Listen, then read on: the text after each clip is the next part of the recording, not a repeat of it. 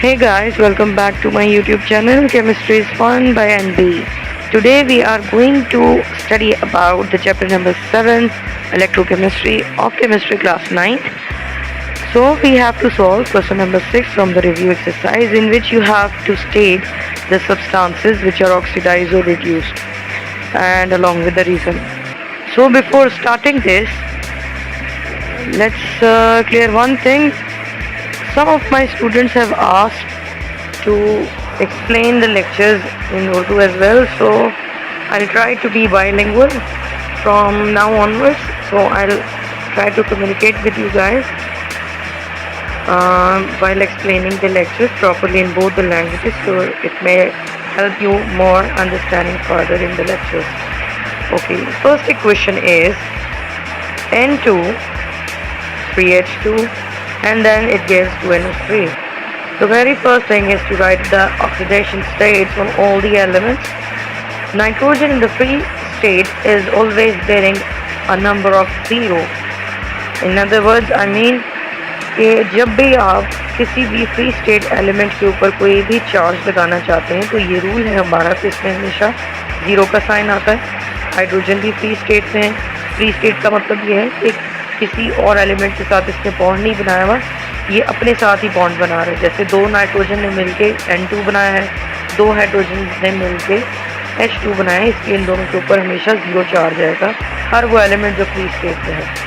NH3 जो है ये आपके पास एक कंपाउंड की फॉर्म में है, तो आपको इसकी ऑक्सीडेशन स्टेट निकालनी पड़ेगी. अब वो कैसे निकालते हैं, जैसे H+1 because hydrogen belongs to group 1A, so that's why it has a charge of +1. So we'll write +1. आपने इसमें +1 लिख दिया, multiply it with 3. जब आप इसको 3 से मल्टीप्लाई करेंगे तो ओवरऑल आंसर आएगा आपके पास +3. Now you have to put a charge of nitrogen that will cancel the fact of this +3. अब आपने क्या करना है कि कोई ऐसा चार्ज इसके ऊपर लिखें नाइट्रोजन के ऊपर जो इसकी वैल्यू को 0 कर दे. तो +3 को कैंसिल आउट करने के लिए -3 ही लिखा जा सकता है. So I wrote -3 on top of nitrogen here. So now see the change. Nitrogen has been changed from 0 to -3. So it is decreasing. That's why I said it's reduced. क्योंकि इसके अंदर डिक्रीज हो रही है ऑक्सीडेशन स्टेट, तो हमने कहा इसमें रिडक्शन हुई है. While looking at the hydrogen, it's changing from 0 to +1. We always look for the single atom value per atom. मेरे कहने का मतलब ये है कि अगर आप हाइड्रोजन को देखेंगे तो ये 0 से +1 में जा रहे हैं. आप कभी भी ओवरऑल मॉलिक्यूल के अंदर जितने एटम्स हैं उनकी वैल्यू को कभी भी नहीं बताते कि ऑक्सीडेशन स्टेट क्या है. आप हमेशा बताएंगे एक एटम के लिए, यानी एक हाइड्रोजन एटम पे क्या चार्ज है, वो ये है जो आपने ब्रैकेट के अंदर लिखा है +1. तो ये आपके पास इंक्रीज़ हो रहा है. तो hence we said that hydrogen has been oxidised, इसके अंदर ऑक्सीडेशन हुई है. So that's the first one. Now the second equation, let me reduce it for you. See, so carbon has a charge in carbon dioxide because it is a compound. आपने इसका charge निकालना होगा. Carbon का charge निकालना is difficult, but oxygen by rule is always -2, so we write -2 in the bracket like this, and then I multiply it with 2, so overall it will become -4. तो अब carbon पे कोई ऐसा charge लिखें जो -4 को कैंसिल करे. It is +4, so I right +4 on carbon. Again magnesium is in free state. Magnesium बिल्कुल अकेला है तो ये 0 में आ गया. अब यहाँ पे आ जाए, मैग्नीशियम बिलोंग्स टू ग्रुप 2, तो हमने इसको +2 का चार्ज लिखा. ऑक्सीजन ग्रुप 6 का है तो उसको -2 का चार्ज आ गया. Carbon in free state is always 0. अब आप इसके अंदर बताएंगे कि चेंजेस कहाँ पे हैं. Now if you look for the changes, तो कार्बन डाइऑक्साइड में जो चेंज आ रहा है वो कार्बन के अंदर है. Let me add this. Carbon आप इसमें लिखेंगे कार्बन इन कार्बन डाइऑक्साइड.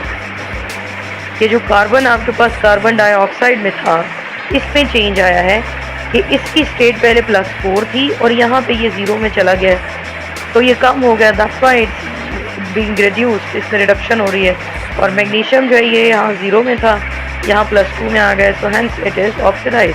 तो इसकी ऑक्सीडेशन स्टेट इंक्रीज हो रही है. अब हम आते हैं क्वेश्चन 3 पे. Same is the case here. Magnesium is in free state, so it's in state of 0.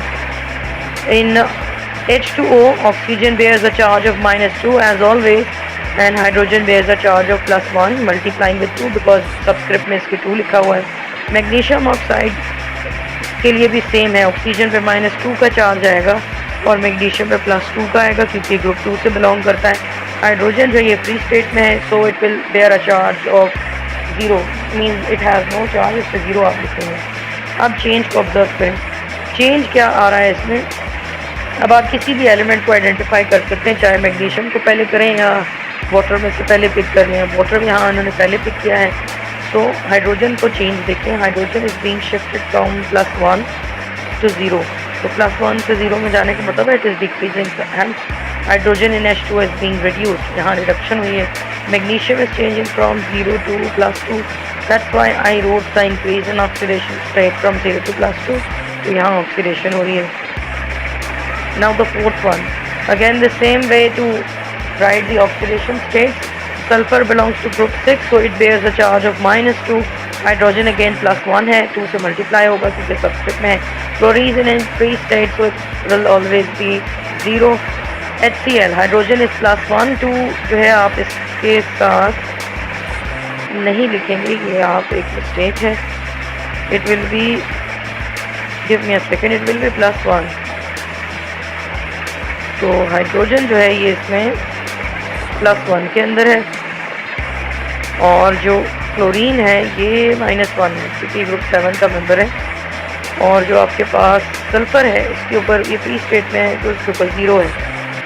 So if we see the change we will see that chlorine Cl2 is changing from 0 to -1, so it has been decreased, so we'll say the oxidation state is decreasing, so reduction occurs. And in sulfur it is changing from -2 to 0, so it is increasing, hence the sulfur in H2S is being oxidized, now oxidation will be. Now the last one, let me make it a proper equation for you guys. Let's see. Okay, now look over here, there are some equations in which there are 3 reactants or 3 products. So while solving this you must be careful considering the third product will be water. कहने का मतलब ये है कि अगर आपके पास कोई ऐसा रिएक्शन है जिसमें रिएक्टेंट्स या प्रोडक्ट्स में 2 कंपाउंड्स गिवन है, उनके साथ वाटर भी है, तो उसको कंसिडर करने की ज़रूरत नहीं होती क्योंकि वाटर सॉल्वेंट है, वो हमेशा ज़्यादा क्वांटिटी में होता है, ठीक है। तो because water is a solvent it will always be present in the bulk amount, so you can't consider water. अब हम इसको सॉल्व करेंगे। नाइट्रोजन का चार्ज निकालने के लिए आपको हाइड्रोजन सॉल्व करना पड़ेगा, so will write a charge of +1 with hydrogen, multiply it with 3, let's get the mistake out, 3 के साथ आप इसको मल्टीप्लाई करेंगे तो ओवरऑल चार्ज आएगा +3। Now to cancel the impact of +3 you have to write a number जो इसको overall 0 कर दे, तो आपने इसके साथ -3 लिखा। Now for copper oxide, oxygen is always -2, so it will bear a charge of -2. अगर ये -2 है तो copper must be +2, so you wrote +2 with copper. Next, in the product, copper is in free state क्योंकि इसने किसी के साथ bond नहीं बनाया, so it must have a charge of 0. Nitrogen again in free state is 0. Third is water. आप इसके ऊपर लिखें, चार्ज ना लिखें, doesn't matter because it is not being used in the reaction. तो अगर आप लिखना चाहते हैं तो ऑक्सीजन -2 में लिखेंगे और हाइड्रोजन जो है वो +1 × 2 से मल्टीप्लाई कर देंगे। अब आप इसको सॉल्व करें। Copper oxide is being reduced, reason being copper is changing from +2 to 0, उसकी ऑक्सीडेशन स्टेट कम हो रही है, hence to say that it's being reduced. While in NH3 nitrogen is being changed from -3 to 0, अब इसकी value बढ़ रही है, increase in oxidation state, so that's why I say it is being oxidized. So that's all for your assessment. Keep watching my channel, do subscribe to get the latest update, and we'll discuss further more about the electrical chemistry.